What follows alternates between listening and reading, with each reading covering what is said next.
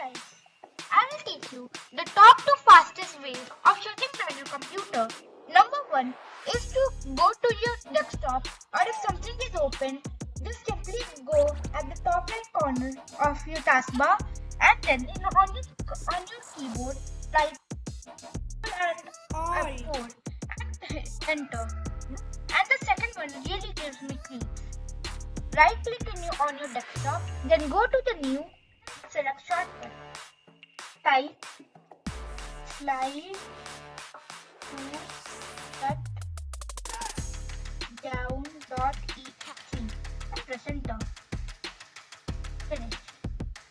If you press this thing, you can see that there is a down arrow, and if I will slide this, I can shut down my PC quick. And the good thing is that I can go to show more options,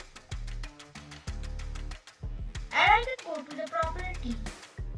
In the properties, I can go to change icon and select any icon format of what I like and click OK.